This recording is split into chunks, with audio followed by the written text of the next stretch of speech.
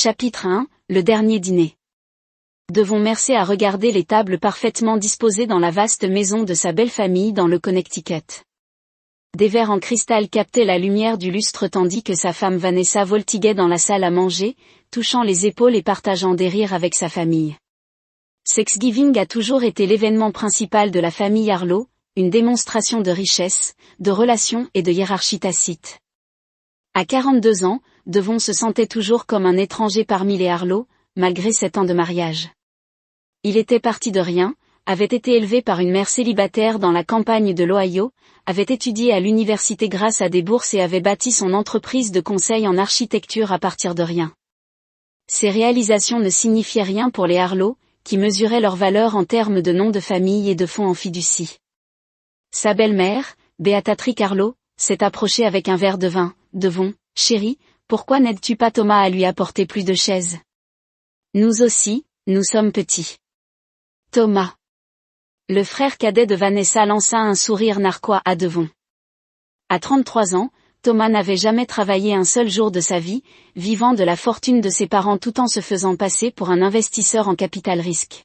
« Bien sûr, Béatrice, » répondit Devon. Déposant son verre dans le débarras, Thomas s'appuya contre un mur. « Alors, comment vont les affaires ? » Toujours en train de dessiner des petits bâtiments. Devon a ignoré le vaccin et a saisi 2 chaises pliantes. Le conseil en architecture ne consiste pas à dessiner des bâtiments, Thomas. Mais oui, les affaires vont bien.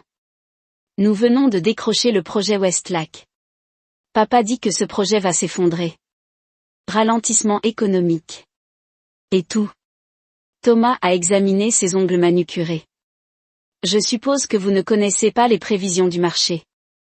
Avant que Devon puisse répondre, son téléphone a sonné. Un message de son partenaire commercial, Liam. Ils ont accepté notre offre. Nous avons battu le groupe Henderson, célébrons demain. Un rare sourire traversa celui de Devon. Le groupe Henderson était leur plus grand concurrent, dirigé par Preston Henderson, l'ex-petit ami de Vanessa et l'homme que sa famille avait toujours préféré qu'elle épouse. Lorsque Devon revint dans la salle à manger, l'atmosphère changea. Les visages se tournèrent vers lui avec des expressions particulières. Vanessa se tenait au bout de la table, un verre de vin à la main. Je veux dire, les applications de rencontres ont un taux de réussite de 99% ces jours-ci, rit, le désignant directement. La pièce devint silencieuse tandis que Devon restait figé, tenant les chaises pliantes. Oh chérie. Vanessa continua sa voix sirupeuse avec une fausse affection. Je parlais justement de notre viande à tout le monde. Mignon, tu connais l'erreur du mariage. Frédéric Harlow, le beau-père de Devon, s'éclaircit la gorge, inconfortablement. Peut-être devrions-nous servir la dinde, mais Béatrice intervenait déjà. Eh bien, chérie, tu peux toujours mettre à niveau. Preston vient de finaliser son divorce et il posait des questions sur toi au club. La salle éclata de rire. Devon posa les chaises tranquillement. Cette année de petite fouille, à être une étrangère, à observer la transformation progressive de Vanessa, passant de la femme qui aimait autrefois son ambition à quelqu'un qui était gêné par sa présence. Tout s'est cristallisé à ce moment-là, Devon. Vanessa appela, remarquant son expression. C'était juste une blague, sans un mot. Devon monta à l'étage jusqu'à leur chambre d'amis. Il fit sa valise méthodiquement, posa son alliance sur la commode et sortit par la porte d'entrée. Derrière lui, il pouvait entendre Vanessa l'appeler par son nom, puis rejeter son départ vers sa famille. Il est si sensible parfois. Il reviendra. Il ne le ferait pas. Chapitre 2. Fantômes et fondations. 3 semaines après Thanksgiving, Devon s'est assis en face de son avocat au centre-ville de Boston, une ville délibérément choisie pour son éloignement du Connecticut, dans la sphère d'influence de Harlow. Vous en êtes sûr ? Demanda Martin Wolf en ajustant ses lunettes. Disparition totale, nouvelle identité. C'est extrême, Devon, j'en suis sûr.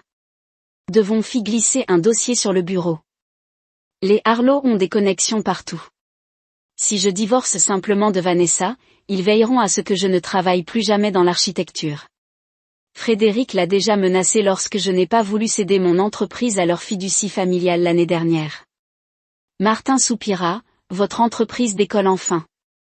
Le projet Westlac à lui seul vous piégerait, car il trouverait également un moyen de l'exploiter.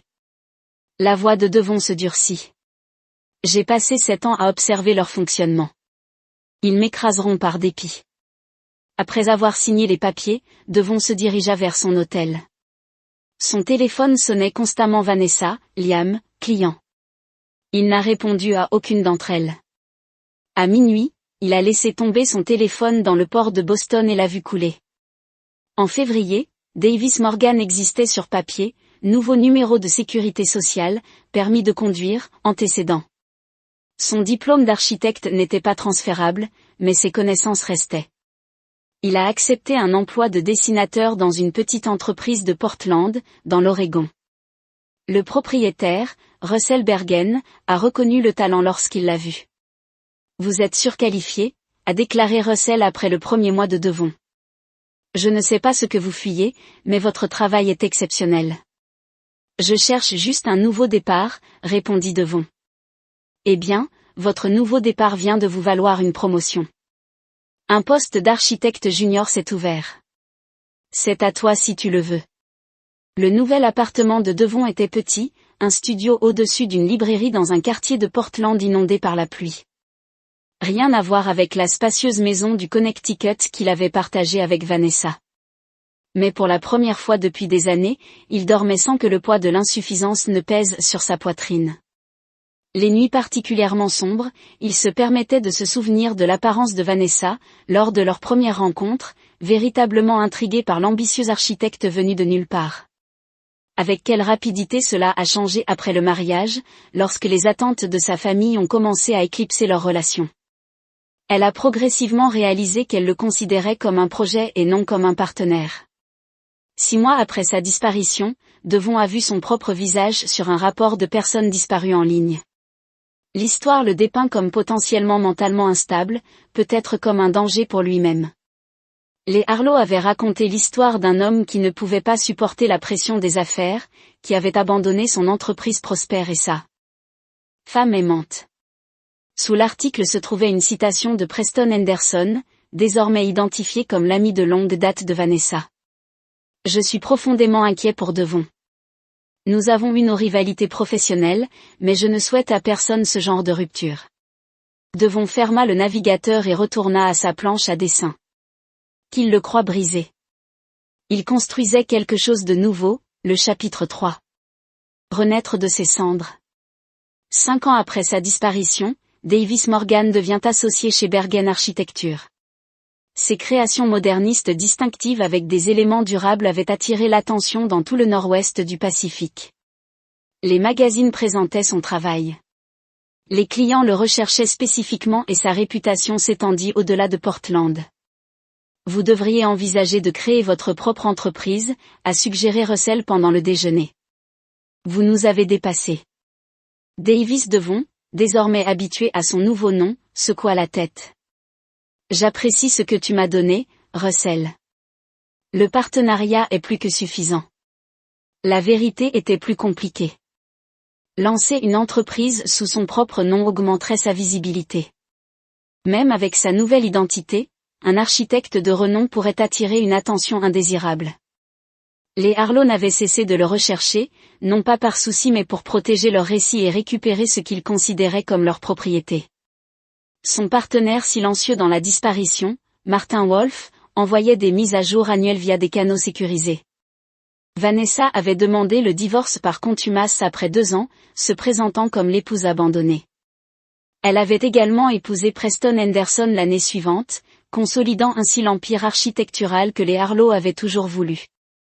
Ils avaient maintenant un enfant, un garçon de 3 ans nommé Alexander Liam, qui avait été contraint de vendre leur ancienne entreprise pour quelques centimes par dollar, écrasé par les relations commerciales d'Harlow. Après la disparition de Devon, plus rien n'a touché Devon. Davis Morgan avait construit une vie sans l'ombre d'une insuffisance qui avait suivi celle de Devon Mercer. À l'occasion du 7e anniversaire de sa disparition, Devon reçoit un message inhabituel de Martin, ils ont engagé un enquêteur spécialisé. Soyez prudents. 3 semaines plus tard, alors qu'il examinait les plans d'un complexe écologique dans l'État de Washington, l'assistant de Devon l'interrompit. « Il y a quelqu'un qui insiste pour vous voir, Monsieur Morgan. » Une femme nommée Nina Reeves dit qu'il s'agit d'une commande privée. Ce nom ne lui disait rien. « Faites-la entrer. » La femme qui est entrée n'était pas une cliente potentielle, mince d'une trentaine d'années avec des yeux intelligents qui évaluaient tout. « Monsieur Morgan, ou devrais-je dire Monsieur Mercer ?» L'expression de Devon resta neutre. « Je pense que tu me confonds avec quelqu'un d'autre. Na a posé un dossier sur son bureau il y a 7 ans. Tu as disparu après un dîner de Thanksgiving. Depuis, votre femme vous cherche. Je ne sais pas de quoi tu parles. Je vis à Portland depuis près d'une décennie. » Nan a souri. « Votre documentation est impressionnante, mais les logiciels de reconnaissance faciale se sont considérablement améliorés. Un magazine de design vous a présenté au Seattle Architectural Showcase le mois dernier. Les algorithmes vous ont trouvé. » Devon se pencha en arrière. « Que veux-tu ? J'ai été engagé pour te trouver. Maintenant, je l'ai. » Elle se leva. « Ils seront là demain. Je leur ai donné votre adresse et votre lieu de travail. Que pensez-vous qu'il se passera ? » Na s'arrêta à la porte. « Cela dépend si vous êtes toujours candidat, Monsieur Mercer. Pour ce que ça vaut, ce qu'ils vous ont fait était inexcusable, mais 7 ans, c'est long pour tout le monde. » Après son départ, Devon resta assise, immobile, à regarder l'horizon de Portland. Cette année de construction minutieuse, une nouvelle identité, une nouvelle vie, une nouvelle réputation, le tout potentiellement effondré avec un seul algorithme de reconnaissance. Il envisagea de se présenter à nouveau. Il avait des plans d'urgence, une autre identité, des comptes sous des noms différents, mais fuir signifierait reconstruire à partir de zéro une fois de plus. Non, Devon Mercer s'était présenté une fois. Davis Morgan ne le ferait pas. Cette nuit-là, il a appelé Martin Wolf pour la première fois depuis des années. Ils m'ont trouvé. J'ai entendu dire que Nina Reeves était minutieuse. Que ferez-vous ? Préparer ? La voix de Devon était calme. Il est temps de mettre en œuvre la contingence, Oméga. Oméga, Martin semblait alarmé. C'était votre scénario de la terre brûlée. Est-ce vraiment nécessaire ? Ils viennent à ma porte, Martin. Après 7 ans de liberté, ils veulent me ramener dans leur monde. Que suggéreriez-vous ?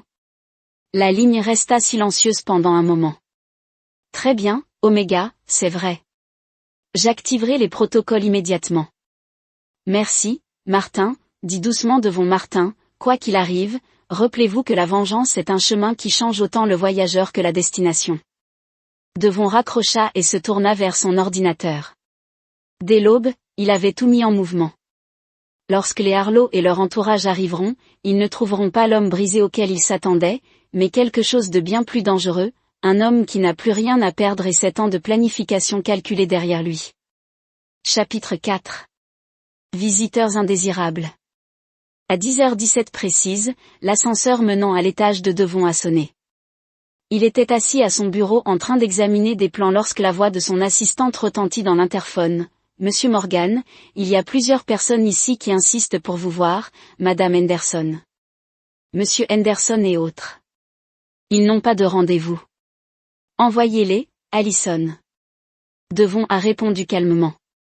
La porte s'est ouverte et cette année se sont effondrées en un seul instant. Vanessa entra la première, toujours élégante à 42 ans, même si des lignes de stress encadraient désormais ses yeux. Derrière elle venait Preston Henderson, plus gris au niveau des tempes mais arborant la même expression assurée dont Devon se souvenait. Après eux se trouvait Thomas Harlow, étonnamment, Liam Bennett, l'ancien partenaire commercial de Devon. Devon, la voix de Vanessa se brisa à son nom. Ses yeux étaient bordés de rouge et légèrement tachés de mascara. C'est vraiment toi. Devon s'adossa à sa chaise et les observa avec un détachement clinique. C'est Davis, en fait Davis, Morgan. Il se tourna vers son assistante qui se tenait près de la porte. Allison, ça te dérangerait de garder mes appels pendant la prochaine heure ? Après qu'Allison soit partie, fermant la porte derrière elle, le silence s'est installé. Preston s'est cassé au début. Vous avez bien réussi, merci. Belle petite opération ici. Bergen & Morgan est le 3e plus grand cabinet d'architectes du nord-ouest du Pacifique. Devon a répondu de manière égale, à peine peu. Vanessa se rapprocha, atteignant son bureau. Devon, s'il te plaît, nous devons te parler. C'est important, suffisamment important pour me traquer après 7 ans. Devon garda une voix neutre. Qu'est-ce qui pourrait bien être si urgent? Notre fils, Vanessa, a murmuré des larmes qui coulaient. Alexandre est malade, très malade. Il a besoin de toi. L'expression de Devon ne changea pas. Vous voulez dire votre fils avec Preston? Ce n'est pas mon problème. C'est ce que nous devons vous dire. Intervint Liam en s'avançant, Alexander est votre fils biologique. Pour la première fois, le sang-froid de Devon vacilla, expliquait que Vanessa se laissa tomber sur une chaise en face de son bureau. Après ton départ cette nuit-là, j'ai découvert que j'étais enceinte. Pendant environ 6 semaines, j'ai essayé de te retrouver, mais tu avais complètement disparu. La mâchoire de Preston se serra. Quand nous nous sommes mariés, j'ai accepté de l'élever comme le mien. Le timing a fonctionné, personne ne l'a remis en question. Et maintenant il est malade. Thomas a ajouté la leucémie myoïde aiguë. Il a besoin d'une greffe de moelle osseuse. Nous avons tous été testés. Aucun de nous n'est compatible. Alors tu as besoin de ma moelle osseuse. Devon a conclu catégoriquement, c'est pourquoi vous me retrouvez. Nous vous en supplions. Vanessa dit fraîchement, les larmes coulant. C'est juste un petit garçon de 6 ans. Il se bat si fort, mais les médecins lui disent stop. Devon se dirigea vers la fenêtre. Portland, étendu, sous un ciel gris. Vous vous présentez après 7 ans en vous attendant à ce que je croie à cette histoire. Le timing est étrangement opportun. Liam s'avança et plaça le dossier médical sur le bureau de Devon. Tout est là, le diagnostic, les résultats des tests. Alexandre n'a pas beaucoup de temps. Devon a scanné les documents. Il semblait légitime, mais les Harlow avaient toujours été excellents en manipulation. Pourquoi l'as-tu amené? Devon fit un signe de tête en direction de Liam, mon ancien partenaire, qui avait laissé mon entreprise se détruire. Liam tressaillit. J'ai essayé de les combattre, Devon. Après ta disparition, Frédéric a menacé ma famille. Ils ont systématiquement annulé nos contrats, bloqué nos prêts. Je n'avais plus rien à vendre à part l'entreprise. Et maintenant vous travaillez pour Henderson Architecture. Devon observa froidement. J'avais une famille à soutenir, répondit Liam, les yeux baissés. Devon se tourna pour leur faire face à tous. Soyons clairs, je ne vous crois pas. Je ne fais confiance à aucun d'entre vous. Si Alexander existe, s'il est mon enfant biologique et s'il est vraiment malade, j'aurai besoin d'une vérification auprès de sources indépendantes. Nous vous fournirons tout ce dont vous avez besoin. Vanessa dit rapidement. S'il vous plaît, revenez avec nous, rencontrez-le. Il n'a pas beaucoup de temps. Je ne vais nulle part avec toi. Déclara fermement Devon. Si vous voulez mon aide, nous le faisons à ma manière. Je demanderai à ma propre équipe médicale de tout vérifier. Si, et seulement si, il confirme votre histoire, j'envisagerai de vous fournir de la moelle osseuse, rien de plus. Preston s'avança agressivement. Écoute, Mercé, ce n'est pas une négociation. Ce garçon est en train de mourir. Si toi, si moi, qu'est-ce qu'Henderson? La voix de Devon baissa dangereusement. Rappelez-vous que j'ai disparu. Une fois que je pourrai le refaire, cette fois, là où même vos algorithmes sophistiqués ne me trouveront pas. Cela les a fait taire. Maintenant, Devon a poursuivi, vous fournirez des échantillons d'ADN pour confirmer la paternité. Vous accorderez à mon équipe médicale un accès complet au dossier d'Alexandre et leur permettrez d'effectuer des tests indépendants. Vous n'essayerez pas de me contacter en dehors des paramètres que j'ai établis. Et si nous sommes d'accord, a demandé Thomas, alors j'envisagerai d'aider le garçon. Devon retourna à son bureau. Pas pour aucun d'entre vous, pour un enfant innocent qui n'a jamais demandé à naître dans votre famille. Vanessa resta calme. Nous ferons tout ce que vous demanderez. S'il vous plaît, ne prenez pas trop de temps. Alexandre n'a pas beaucoup de temps. Devon a appelé son assistante, Allison. Mes invités partent. S'il vous plaît, montrez-les. Alors qu'il se dirigeait vers la porte, Vanessa se retourna. Je suis désolée, Devon, pour tout. Cette nuit-là à Thanksgiving, je n'ai jamais voulu dire au revoir Vanessa. Devon l'interrompit, tournant son attention vers son ordinateur, les rejetant tous. Après leur départ, Devon resta immobile, le contrôle parfait qu'il avait maintenu menaçant de faire craquer son fils, peut-être même de mourir. Tout cela pourrait n'être qu'un piège élaboré. Les Harlow étaient certainement capables d'une telle tromperie, mais si c'était vrai, il décrocha son téléphone et composa « Martin, j'ai besoin de toi à Portland immédiatement et j'amène le docteur Sanjay avec toi.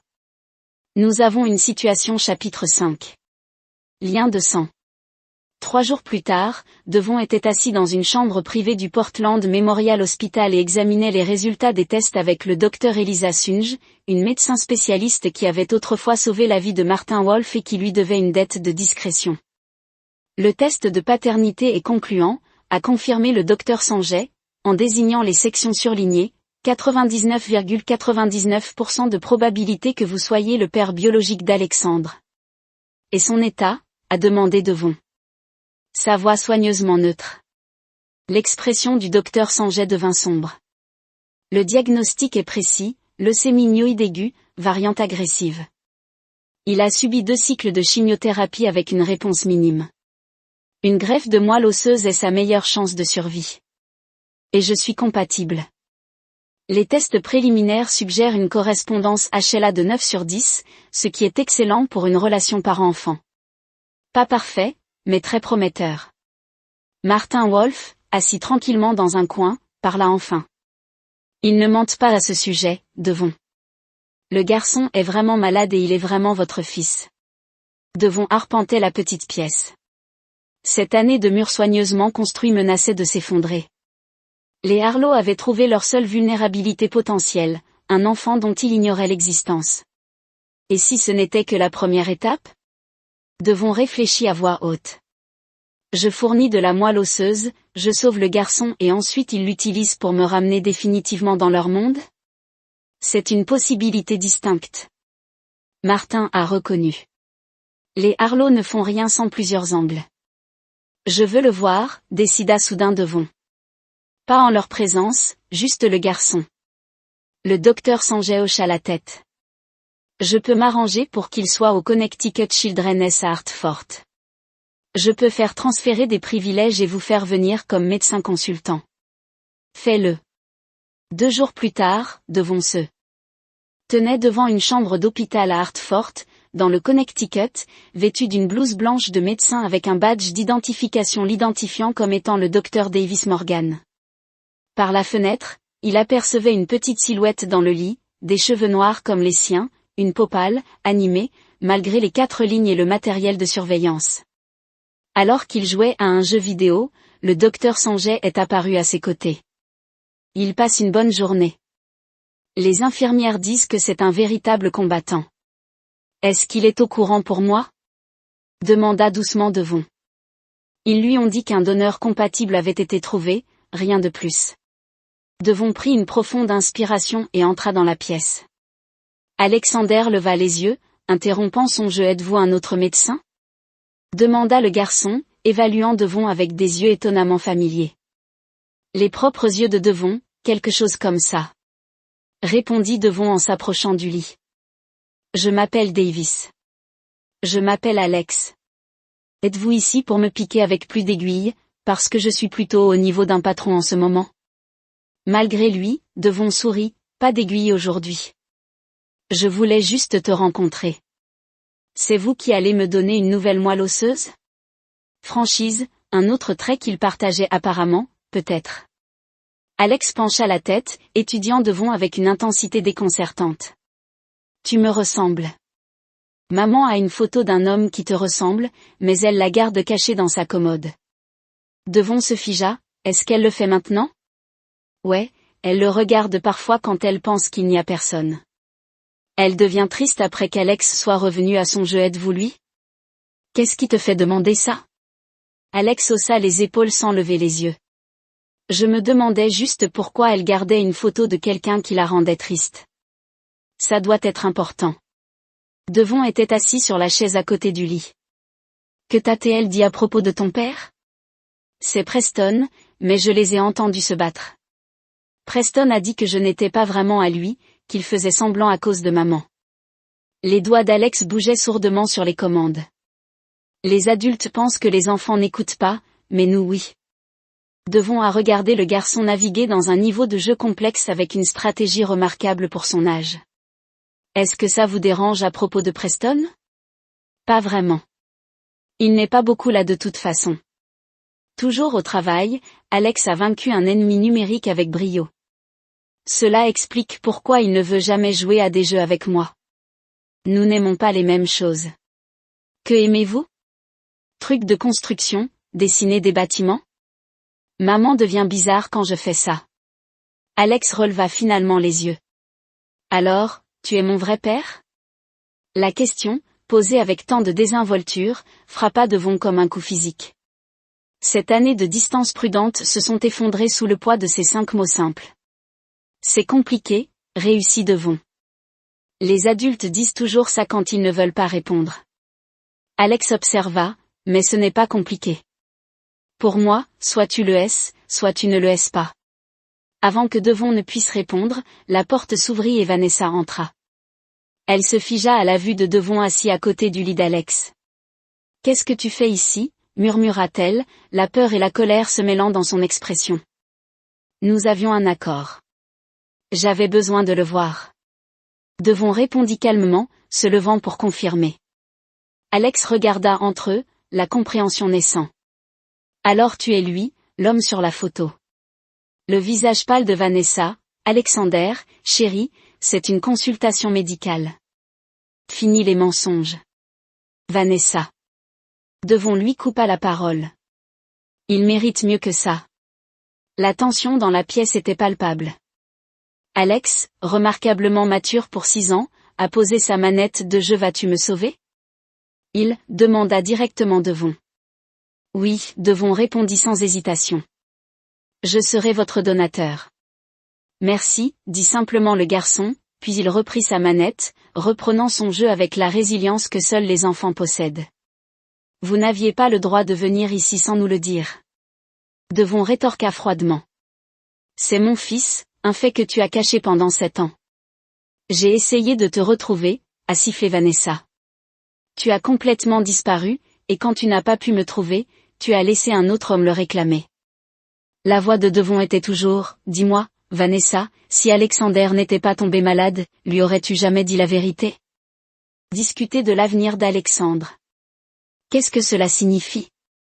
Demanda Vanessa, l'inquiétude évidente dans son ton. Cela signifie que j'ai passé 7 ans à construire une vie sans l'influence toxique de la famille Harlow.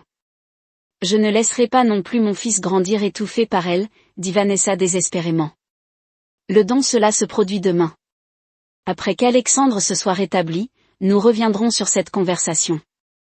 Alors qu'il s'éloignait, l'esprit de Devon calculait déjà la contingence. Oméga avait été conçu pour un châtiment maximal. Il lui fallait désormais une modification, une précision chirurgicale plutôt qu'une destruction totale. Les cibles restaient les mêmes, mais il y avait désormais un innocent à protéger dans sa chambre d'hôtel. Ce soir-là, Devon a appelé Martin. J'ai besoin de tout ce que vous avez sur les pratiques commerciales de Preston Henderson, chaque projet, chaque client, chaque permis déjà compilé. Martin a répondu, et les Harlow, tout. Les transactions financières de Frédéric, les œuvres caritatives de Béatatrick, les aventures de Thomas, je veux tout. Et Vanessa. Devon s'arrêta pour regarder son téléphone où une photo d'Alexandre servait désormais d'arrière-plan. Trouvez-moi les meilleurs avocats chargés de la garde du Connecticut.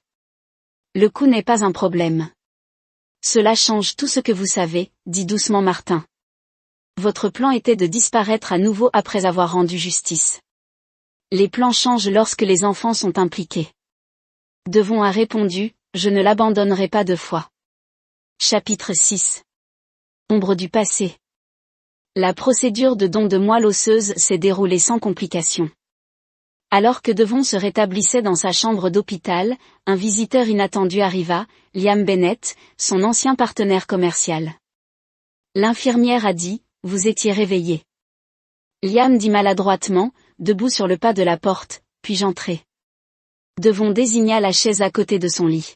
« Tu es la dernière personne que je m'attendais à voir. » Liam était assis dans sa posture, diffusant un inconfort. « J'avais besoin de te parler, loin des Harlow, loin de Preston, de quoi ? À propos de ce qui s'est réellement passé après votre disparition ? » Liam se pencha en avant. « Ils n'ont pas seulement détruit notre entreprise, Devon, ils m'ont détruit, ils ont fait en sorte que je ne travaille plus jamais de manière indépendante. » Vous avez donc rejoint Henderson Architecture. Devon observa froidement. Je n'avais pas le choix. Ma femme était enceinte de jumeaux. Preston m'a proposé un poste à une condition, je devais céder toute notre ancienne propriété intellectuelle, nos créations. Devon réalisa. Le projet Westlake. Liam hocha misérablement la tête. Henderson Architecture s'est attribué le mérite de tout ce que nous avons développé, les systèmes d'eau durable, l'intégration géothermique, tout cela. Cela explique pourquoi leur projet récent semble familier. Devon étudia son ancien partenaire. Pourquoi tu me dis ça maintenant ? Parce que j'en ai marre de vivre sous leur coupe. Liam a sorti une clé USB. Celui-ci contient des documents internes d'Henderson Architecture, dossiers financiers, communication client, vol de conception, pas seulement de nous, mais également d'autres sociétés. Devon a pris le volant. Que veux-tu que je fasse avec ça ? Tout ce que tu veux, je m'en fiche. Liam se leva. Mes enfants ont 10 ans maintenant. Ils méritent un père capable de se regarder dans le miroir. Vous réalisez que cela pourrait vous impliquer aussi. Je sais que j'ai fait la paix avec ça. Liam se dirigea vers la porte puis s'arrêta. Pour ce que ça vaut. Je suis désolé, j'aurais dû me battre plus fort. Après le départ de Liam, Devon a inséré le lecteur dans son ordinateur portable. Des heures passèrent pendant qu'il examinait le contenu, un dossier complet sur la corruption, le vol de conception, la corruption de permis et bien plus encore. C'était une feuille de route pour détruire l'architecture d'Henderson et, par extension, les Harlow qui avaient mêlé leur fortune à celle de Preston. Mais quelque chose le tracassait. Les informations étaient trop parfaites, trop complètes. Pourquoi Liam aurait-il accès à tout ça, même en tant qu'architecte senior ? Ces documents financiers et juridiques échapperaient à sa compétence à moins que Devon n'appelle Martin. J'ai besoin d'une surveillance des antécédents de Liam Bennett pour la semaine dernière. Qui a-t-il rencontré ? Qui l'a contacté ? La réponse est venue ce soir-là. Liam avait rencontré Frédéric Harlow 2 fois et Preston Henderson 3 fois avant de lui livrer la clé USB. C'est un piège, se murmura Devon. Les fichiers étaient authentiques, comme l'a confirmé sa première analyse. Mais le fait d'y accéder laisserait des empreintes numériques. S'il utilisait ces informations, il serait impliqué dans de l'espionnage industriel. Le vieux Devon aurait pu craquer pour ça. Davis Morgan savait mieux. Pendant sa convalescence, Devon a reçu la visite quotidienne d'Alexandre, qui montrait des premières réactions positives à la greffe. La résilience du garçon a impressionné Devon, tout comme son esprit vif. Lors d'une visite, Alexandre a apporté des croquis architecturaux, enfantins mais témoignant d'une véritable conscience spatiale. Maman se fâche quand je dessine des bâtiments, confie Alexandre. Elle dit que cela lui rappelle des choses qu'elle veut oublier. Aimez-vous les concevoir ? A demandé Devon. Alexandre hocha la tête avec enthousiasme. J'aime comprendre comment les choses s'articulent. Preston dit que c'est une perte de temps que je doive me concentrer sur mes affaires. Comme lui, qu'en pensez-vous ? Je pense que les adultes passent trop de temps à faire des choses qu'ils n'aiment pas. Alexandre a ajouté des détails à son croquis. Pourquoi voudrais-je faire ça ? Devon sourit. Une question valable. Au 5e jour de sa convalescence, Vanessa est venue seule. Elle avait l'air épuisée, des cernes sous les yeux. Les résultats préliminaires d'Alexandre sont encourageants, dit-elle, debout maladroitement au pied de son lit. Les médecins sont optimistes, bien. Devon posa sa tablette. Y avait-il autre chose ? Vanessa hésita, puis s'assit dans le fauteuil visiteur. Je veux m'excuser pour cette nuit de Thanksgiving, pour tout. 7 ans plus tard, la voix de Devon était neutre. Pourquoi maintenant? Parce que j'ai eu 7 ans pour réaliser ce que j'avais perdu. Elle croisa son regard directement. Je t'aimais, Devon, mais ma famille, ils m'ont épuisé, m'ont fait douter de tout ce qui était bon entre nous et Preston. Est-ce qu'il a également participé à votre épuisement? Vanessa détourna le regard. Preston était le choix de ma famille depuis le début. Lorsque vous avez disparu, cela convenait à tout le monde, sauf à Alexandre, que vous avez élevé en croyant qu'un autre homme était son père. Je pensais que tu étais parti pour toujours, murmura-t-elle. Qu'est-ce que j'étais censé faire? Devon l'étudia, la femme qu'il avait autrefois aimée, assez pour se marier, assez pour endurer la dégradation constante de sa famille. 7 ans les avaient changés tous les deux. Que veux-tu, Vanessa, vraiment? Elle prit une profonde inspiration. Une seconde chance pour nous. La demande resta en suspens entre une fois. Ces mots auraient tout signifié pour lui. Il n'y a plus de nous, dit Devon. Finalement il n'y a qu'Alexandre. Il a besoin d'une famille, complète. Il en avait d'un toit et Preston jusqu'à ce que cela devienne gênant. Les yeux de Vanessa brillaient d'une rare colère. Ce n'est pas juste. Preston n'a jamais eu de contact avec lui. Il a essayé, mais Alexander n'était pas de son sang. Devon a mis fin à l'obsession de la famille Harlow pour les lignées et l'héritage. Vous ne comprenez pas à quel point c'est difficile. Je comprends parfaitement. Devon l'interrompit. Je comprends que tu es ici non pas parce que tu veux que je revienne, mais parce que tu veux la sécurité d'Alexandre. Preston s'éloigne. Votre famille se soucie des apparences. Et soudain, retrouver le père biologique d'Alexandre semble être une solution pratique. Vanessa se leva brusquement. Tu as froid, Devon. Je suis devenu clairvoyant. Il y a une différence. Il reprit sa tablette. Eh bien, discutez de l'avenir d'Alexandre une fois qu'il sera stabilisé.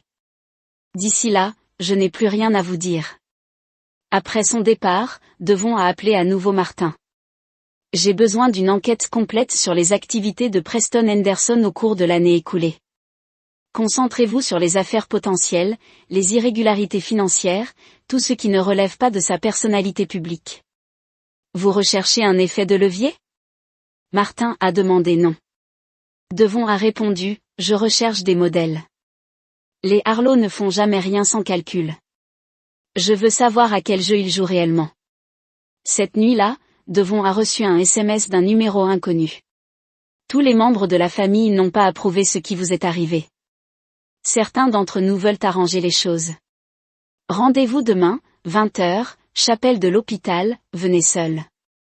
L'identité de l'expéditeur était un mystère, mais Devon avait des soupçons. Le timing des messages était trop pratique, juste au moment où il collectait des informations pour son contre-attaque, un autre piège peut-être? Ou peut-être un véritable allié? Quoi qu'il en soit, il était temps d'accélérer ses projets. Tandis que les Harlow et les Henderson le croyaient et se concentraient sur le traitement d'Alexandre, Devon préparait le terrain. La clé USB fournie par Liam, bien que conçue comme un piège, contenait des informations authentiques qui, avec une manipulation appropriée, pourraient devenir de puissantes munitions. Devon a envoyé une réponse au numéro inconnu, je serai là. Quoi qu'il arrive ensuite, il serait prêt. L'échiquier était posé et il n'avait aucune intention d'être un pion dans le jeu de quelqu'un d'autre. Cette fois, il serait le joueur et non la pièce. Chapitre 7. Alliés et ennemis.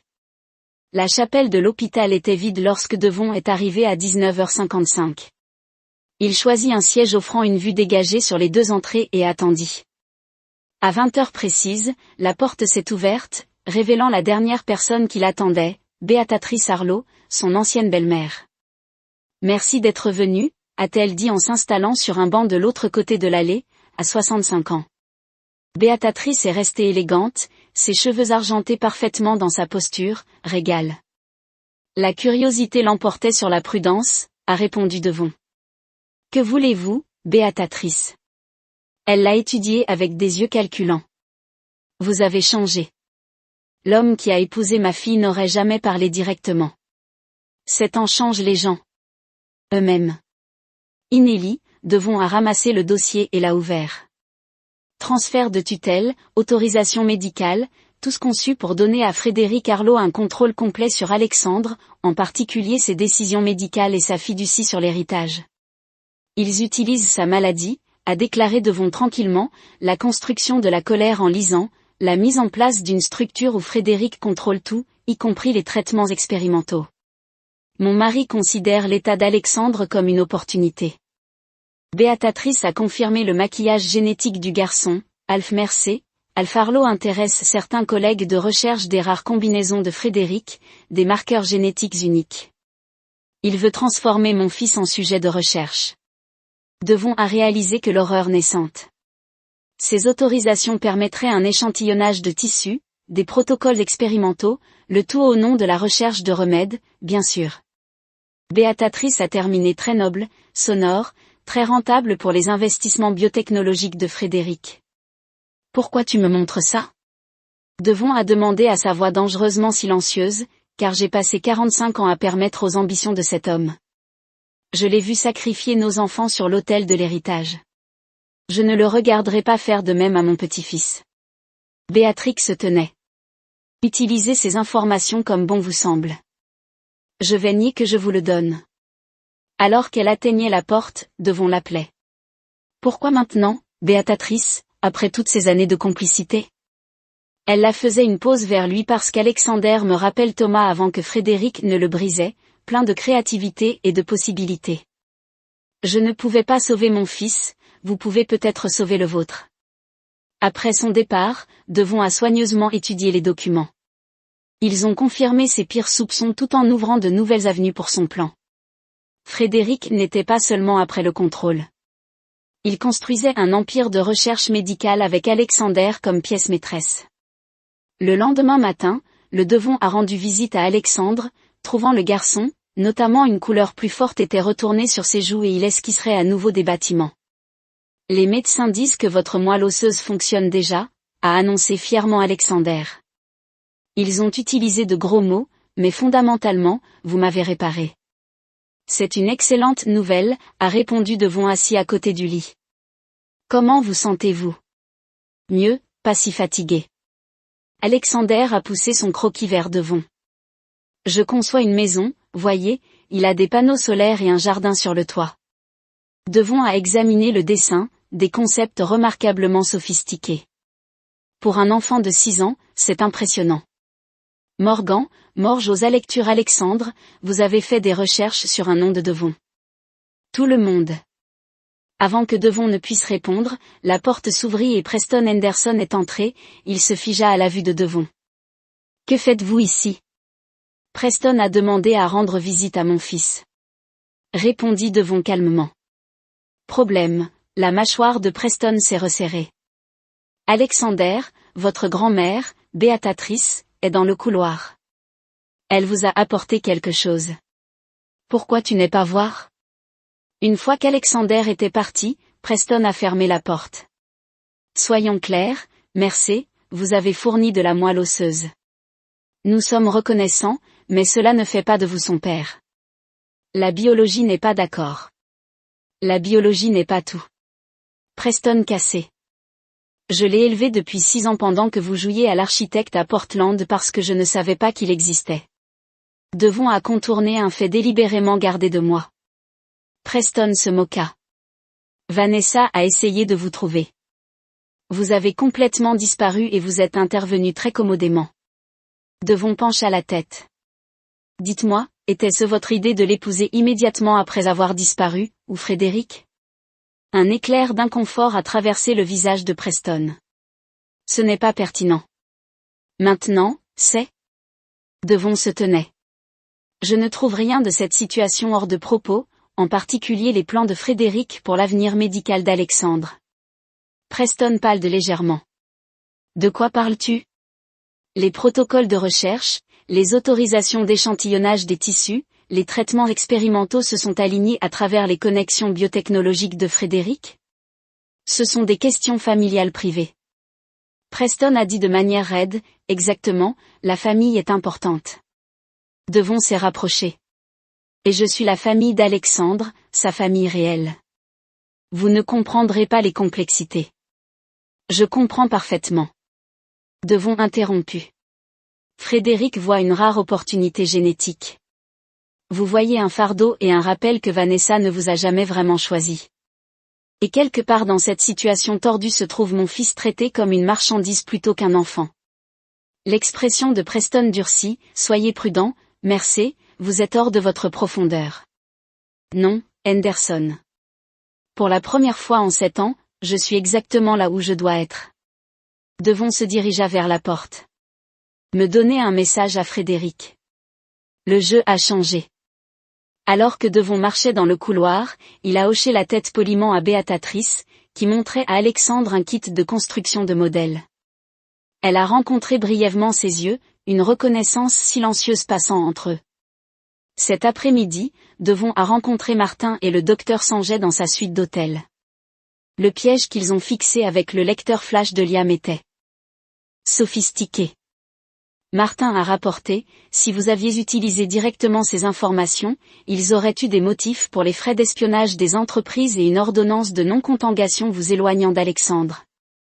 Heureusement, nous sommes plus intelligents que ceux de Devon a répondu. Et Preston. Vos soupçons étaient corrects. Il vidait systématiquement des comptes conjoints avec Vanessa au cours de la dernière année, créant des avoirs offshore, se préparant pour la séparation et les connexions biotechnologiques de Frédéric. Le docteur Sanjay a pris le relais concernant Génécor Thérapeutique. Son investissement principal a été de pousser les protocoles expérimentaux via la FDA Fast Track en les catégorisant comme une utilisation compatissante pour les patients en phase terminale, en utilisant la mourante comme sujet de test. Devon a dit sombrement, essentiellement, oui, leur taux de réussite est épouvantable, mais leur valeur de stock continue de grimper à cause des connexions de Frédéric. Devon s'est tourné vers le traitement de la fenêtre. Frédéric obtient donc des données de recherche d'Alexandre, Preston s'extrait financièrement avant que le mariage n'implance et que Vanessa ne lui reste rien, sauf un enfant malade qui est utilisé comme spécimen de laboratoire. Cela résume. Martin a confirmé, quel est notre comptoir ? Devon a remis son expression, a résolu, nous les détruisons tous, mais nous protégeons Alexandre et Vanessa. Vanessa, a demandé Martin surprise. Après ce qu'elle a fait.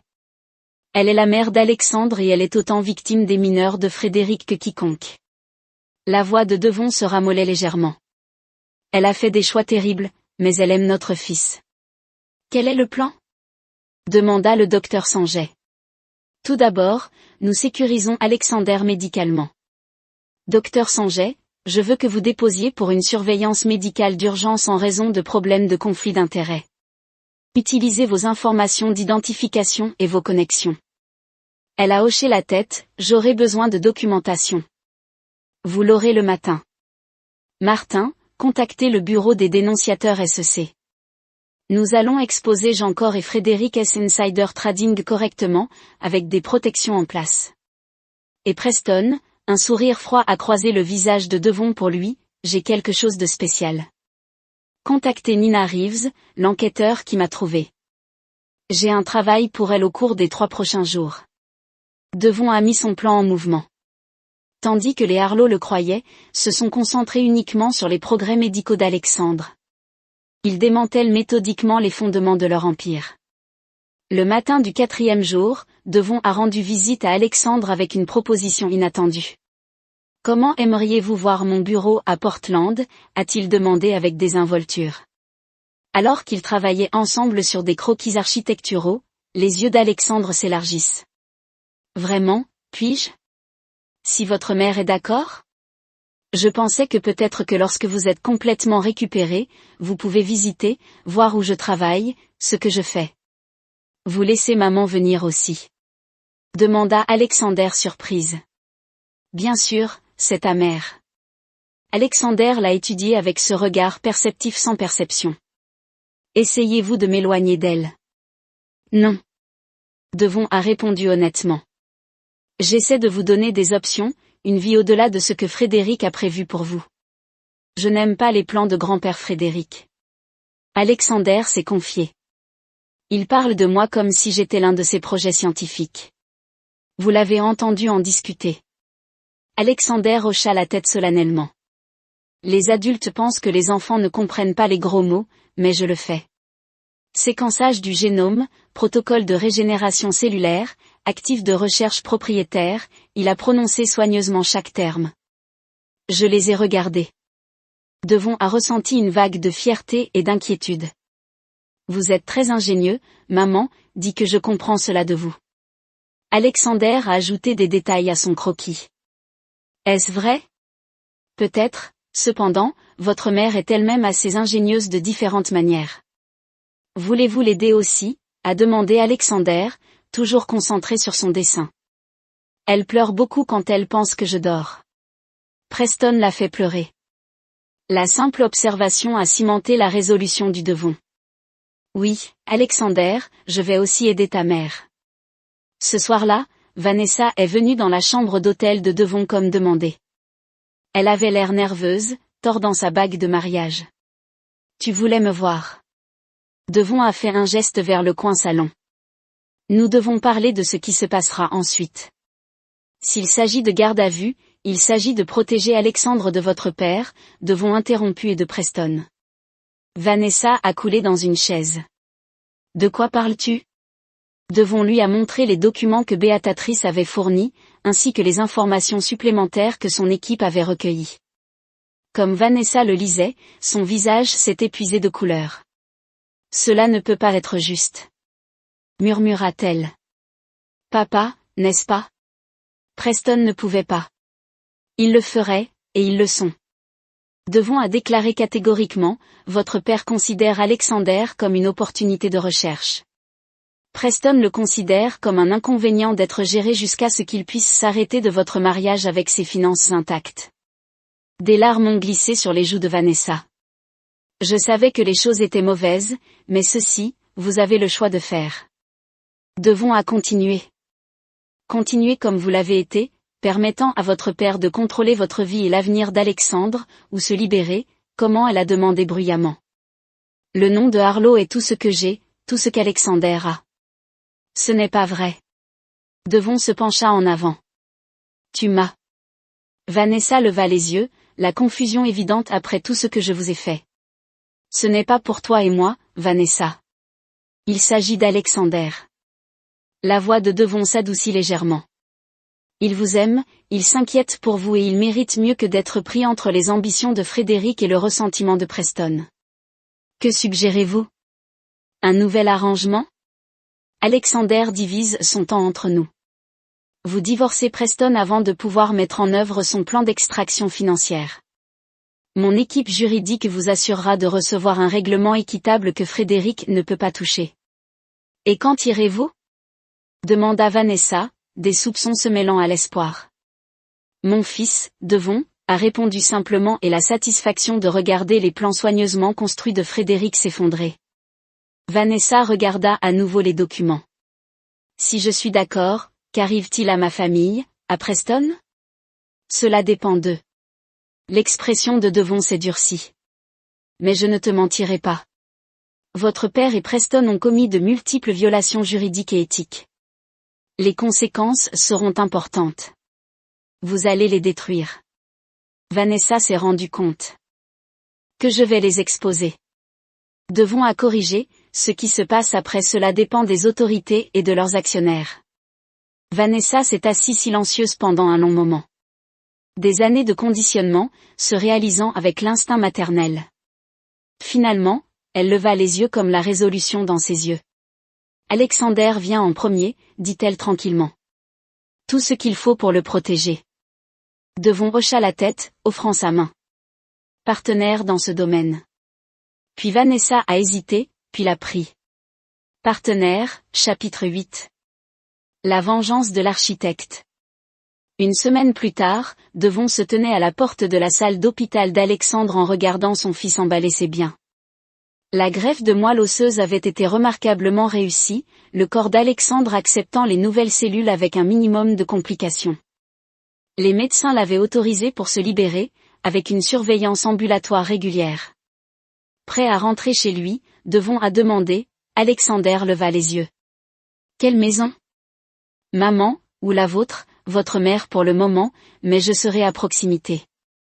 J'ai loué une place à Hartford pendant que nous trierons tout, tu viens au dîner de Thanksgiving? Demanda Alexander innocemment. C'est la semaine prochaine. La question a frappé Devon avec une force inattendue. Thanksgiving, l'anniversaire de son départ il y a 7 ans. Je ne pense pas que ce serait une bonne idée. Pourquoi pas? Tu es mon père? Avant que Devon ne puisse répondre, Vanessa est apparue dans la porte derrière lui. En fait, Alexander, nous faisons quelque chose de différent pour Thanksgiving cette année. Juste nous 3 dans un restaurant. Le visage d'Alexander s'éclaircit vraiment. Non, grand-père Frédéric donne des conférences sur les marchés boursiers, pas cette année. Vanessa a confirmé, échangeant un regard significatif avec Devon. La semaine dernière avait transformé leur relation. Pas de romance, ce pont avait complètement brûlé, mais une alliance provisoire formée à cause de préoccupations partagées pour leur fils. Vanessa avait demandé le divorce de Preston 2 jours plus tôt, en utilisant la documentation que Devon a fournie pour sécuriser les protections financières d'urgence. La réaction de Frédéric avait été prévisible, les menaces volcaniques, les manipulations, les tentatives de geler les comptes de Vanessa, tous neutralisés par les préparatifs que Devon avait faits. L'aîné Arlo n'a pas encore réalisé la véritable portée de ce qui allait arriver. Alors qu'ils aidaient Alexander à rassembler ses affaires, le téléphone de Devon a bourdonné d'un texte de Martin, Opération Eclipse, initiant le T-60 minutes, tout va bien. Demanda Vanessa, remarquant son expression. Un timing parfait. Devon a répondu, Alexander, comment aimeriez-vous vous arrêter pour la crème glacée sur le chemin du retour avant le déjeuner? Alexander a demandé sceptiquement, des circonstances spéciales appellent à des friandises spéciales. Alors qu'il quittait l'hôpital, Devon a aperçu Nina Reeves dans le parking, hochant légèrement la tête dans sa direction. L'enquêteur était devenu un allié inattendu, dégoûté par ce qu'elle avait découvert à propos des intentions de Arlo pour Alexandre. Le glacier familial au centre-ville de Hartford était calme un mardi matin. Alors qu'Alexander délibérait entre les saveurs, le téléphone de Devon a de nouveau bourdonné. Eclipse a activé. Allumez les nouvelles. Vanessa, dit doucement Devon. Vous voudrez peut-être voir cela. Il a tiré un flux d'informations financières sur sa tablette. Le titre a parcouru le bas, brisant les raids de la SEC, genre thérapeutique au milieu d'allégations de négociations d'initiés, Arlo Investissement sous enquête. La main de Vanessa a volé vers sa bouche. Ça se passe, chuchota-t-elle. Vous l'avez vraiment fait. Ce n'est que le début. Devon a répondu tout aussi silencieux. Preston est le prochain. Alors ton père personnellement. Que leur arrivera-t-il exactement? Ruine financière, accusation criminelle possible, poursuite civile définie des actionnaires et des sujets de recherche, des familles? La voix de Devon a été détachée. Frédéric Clinique a construit son empire sur l'exploitation et la corruption. Je le mets simplement en lumière. Avant que Vanessa ne puisse répondre, Alexander est revenu avec sa sélection de glace. Alors qu'ils étaient assis à une table d'angle, le téléphone de Devon a sonné. Frédéric, Carlo, devrais-je répondre? Devon, a demandé à Vanessa. Elle hésita puis hocha la tête, mettez-le sur le haut-parleur Alexander, chérie, pourquoi tu n'allais pas regarder la barre des trémissages? Une fois qu'Alexander était à portée de voix, Devon a répondu, Frédéric, quelle surprise. Bâtard malveillant. Frédéric Scarlett, avez-vous une idée de ce que vous avez fait? Exposer vos protocoles de recherche médicale illégaux, à révéler votre échange d'initiés? Ou voulez-vous dire les preuves que j'ai fournies au fonds de retraite qui finance votre style de vie concernant votre détournement de leurs investissements? Vous ne vous en tirez pas, Frédéric a menacé. Je t'ai fait une fois. Je peux vous détruire à nouveau. Non, Frédéric, tu ne peux pas. La voix de Devon est restée calme parce que cette fois, je ne suis pas l'architecte désespéré essayant de plaire à la famille de sa femme.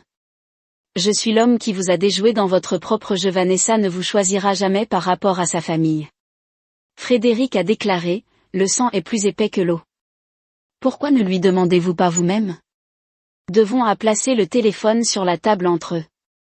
Vanessa le regarda pendant un long moment, des années de conditionnement et de peur visibles dans son expression. Puis elle se redressa, quelque chose de durcissant dans son regard.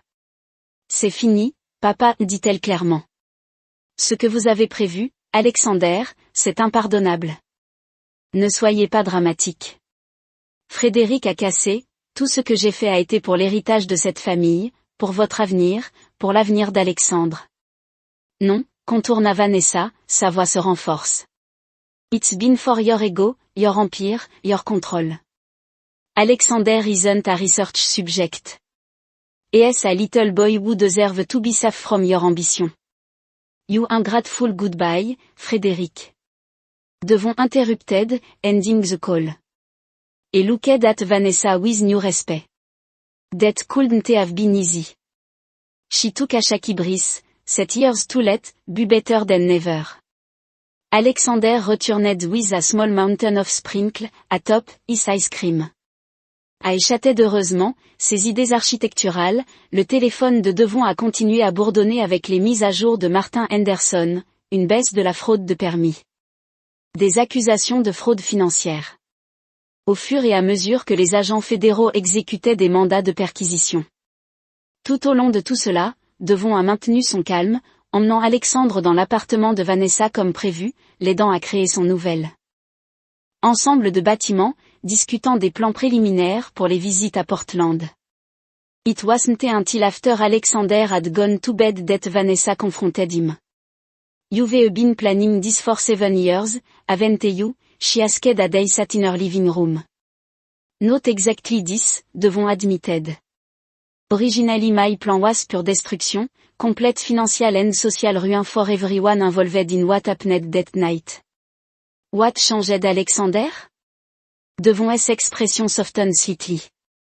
Revenge become more complicated when innocent lives are involved. Vanessa studied him. You're différent, harder, colder. Yes, Devon a simplement contenu. Devon a également ajouté que cela compte. Le téléphone de Vanessa a sonné, béatatrice. Elle a répondu avec hésitation, écoutant plusieurs minutes avant de répondre. Je comprends, mère. Non, je ne te blâme pas. Oui, il peut rester avec vous jusqu'à ce que les choses s'installent. Elle a raccroché. Se tournant vers Devon, Thomas a une panne. Preston a tenté de l'impliquer dans le régime de fraude de permis. Sera-t-il bien? Finalement, la mère le protégera. Vanessa soupira profondément. Elle nous a toujours protégés autant qu'elle le pouvait. D'où les documents qu'elle m'a fournis. Devons observer. Vanessa avait l'air surpris. Mère vous a aidé sur son chemin. Elle a ses propres regrets. Devon se tenait. Je devrais y aller. Ça a été une longue journée et demain sera plus long. Les avocats veulent se réunir à 9 heures. Vanessa a confirmé pour discuter de la disposition de la garde conjointe. Devon lui a rappelé. Égal time, égal dit dans son avenir, je sais. Vanessa l'a marché jusqu'à la porte. Merci de l'avoir sauvé, de ne pas m'avoir complètement pris de moi. Vous auriez pu me faire comme Frédéric. Répondit Devon, en utilisant un enfant comme arme. Alexander mérite mieux. Alors qu'il se tourna pour partir, Vanessa a posé une dernière question. Veux-tu jamais me pardonner? Vraiment, Devon s'arrête, considérant. Non, dit-il finalement. Certaines trahisons ont été trop profondes pour le pardon. Mais pour le bien d'Alexandre, nous pouvons construire quelque chose de nouveau, quelque chose de mieux que le pardon. Qu'est-ce que c'est? Respect, a répondu Devon, et peut-être finalement faire confiance. Chapitre 9. Fondation. 3 mois plus tard, Devon se tenait sur le pont d'observation de la tournée de Portland, Alexander à côté de lui, tous les deux dans la ville. Eux-mêmes. Vers le bas. C'est génial, Alexander enthousiasme. Le jardin du toit est la meilleure partie. Pouvons-nous faire pousser des légumes là-haut la prochaine fois que je visiterai? Absolument bien. Concevez la mise en page ensemble. Alors qu'il se dirigeait vers l'appartement du centre-ville de Devon, il a réfléchi au changement des derniers mois. L'Empire Arlo s'était effondré de façon spectaculaire. Frédéric a dû faire face à plusieurs actes d'accusation fédéraux pour la fraude en valeurs mobilières, les délits d'initié et les violations de la recherche. Preston avait accepté un accord de plaidoyer impliquant les autres pour réduire sa propre peine. Thomas était entré en réadaptation pour des problèmes de toxicomanie. Enfin libre de l'influence toxique de Frédéric. Béatrice était devenue relativement indemne, s'étant tranquillement éloignée des relations commerciales de son mari des années plus tôt et Vanessa, elle avait surpris tout le monde, y compris Devon. Libérée du contrôle de Frédéric et de la manipulation de Preston, elle était revenue à sa passion originale, l'histoire de l'art. S'assurant un poste dans un petit musée de Hartford, la femme qui s'était une fois définie entièrement par son nom de famille était prudemment construit une identité indépendante. La voix de papa Alexandre a tiré Devon de ses pensées. Puis-je vous demander quelque chose ? Le mot papa a quand même attrapé Devon en congé de Devon un choc chaleureux à chaque fois qu'Alexander l'utilisait. Bien sûr, tu es toujours en colère contre maman pour ce qui s'est passé avant ? Devon considérait attentivement sa réponse. Je ne suis plus fou, mais certaines choses ne peuvent pas être défaites ou oubliées, comme quand Preston a cassé mon robot et a dit désolé, mais jamais vraiment le voulait, quelque chose comme ça. Devon a répondu, impressionné par la perception de son fils, mais votre mère et moi nous sommes engagés à vous donner le meilleur de nous deux. C'est ce qui compte maintenant. Bon, Alexander a hoché la tête de manière décisive parce que j'ai fait quelque chose pour vous deux. Ce soir-là, alors qu'il préparait le dîner dans l'appartement de Devon, Alexander a présenté sa création, un modèle architectural détaillé fabriqué à partir de matériaux que Devon a conservés dans son bureau à domicile. Il a montré 3 structures reliées par des ponts, entourées de jardins. Celui-ci est votre maison, a expliqué Alexander, pointant une structure moderniste. Celui-ci et celui-ci au milieu est le mien. Voir les ponts pour que je puisse les passer facilement. Aide, pour donner leur mise à jour nocturne. Vous l'avez vu. Il voulait que ce soit parfait. Avant de vous montrer une pause, vous l'inspirez. Vous savez qu'il parle constamment de vos bâtiments. La conversation a continué facilement, les coparents discutant de la journée de leur enfant, de ses intérêts, de ses progrès. Pas des amis, pas des amoureux, mais des partenaires dans le projet le plus important de leur vie. Après avoir raccroché, Devon a tenu sa balcon surplombant qu'il n'avait jamais fait son exécution. Lit. Prison. Vous possédez maintenant tout ce qu'ils vous ont volé. Devon sourit froidement. L'ironie ultime. Il avait réagi toutes les conceptions et innovations que Preston avait volées, ainsi que la prestigieuse liste de clients construite sur ce travail volé. L'empire architectural Frédéric et Preston avaient maintenant construit appartiennent à l'homme qu'ils avaient autrefois se moqué en échec. Dans sa chambre, Alexander dormait paisiblement, ignorant le déménagement final dans le long match de son père. Quand il était plus âgé, le Devon expliquerait peut-être tout, ou peut-être pas. Certains héritages ne valaient pas la peine de passer. Demain, il visiterait Russell Bergen pour discuter de l'expansion de l'entreprise. Le mois prochain, Alexander retournerait à Hartford, à sa mère et à son école. Le modèle se poursuivrait, 2 maisons, 2 parents se sont engagés dans son bien-être, sinon l'un de l'autre. Ce n'était pas le pardon. Devon Mercer, maintenant légalement Davis Morgan, ne croyait pas encore au pardon. La nuit de Thanksgiving, lorsque Vanessa avait ri et l'avait appelé, l'erreur de mariage avait brisé quelque chose d'irréparable entre eux.